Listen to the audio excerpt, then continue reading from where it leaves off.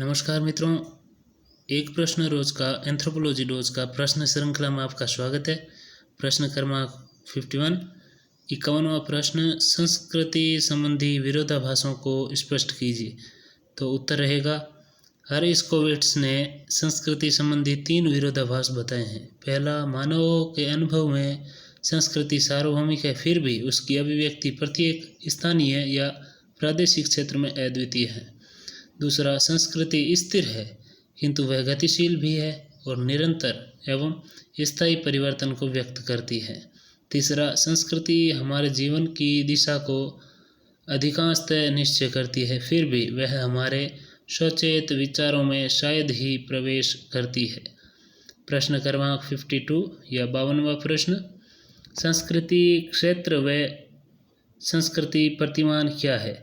तो संस्कृति क्षेत्र सांस्कृतिक तत्वों, संकुलों व प्रतिमानों का प्रसार एक निश्चित भौगोलिक क्षेत्र तक होता है, जिसे सांस्कृतिक क्षेत्र कहते हैं या कहा जाता है। संस्कृति क्षेत्र की अवधारणा सांस्कृतिक समानताओं के भौगोलिक क्षेत्र को प्रकट करती है। इसके आधार पर विभिन्न संस्कृतियों की तुलना की जाती है।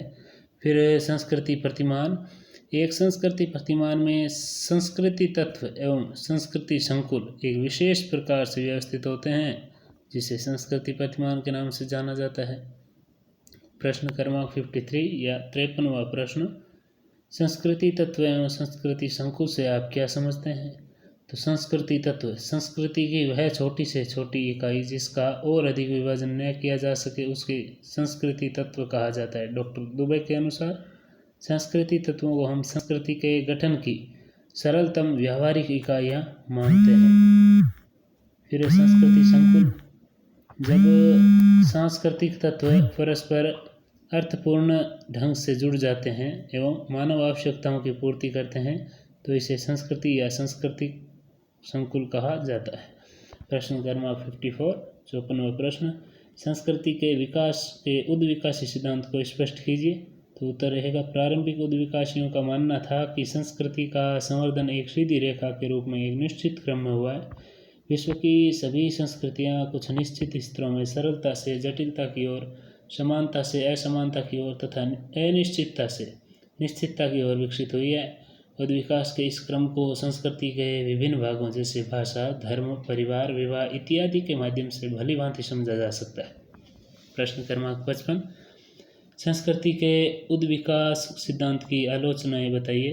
तो उत्तर रहेगा, पहली, समान संस्कृति तत्वों के कारण समान रहे हो यह कोई आवश्यक नहीं है।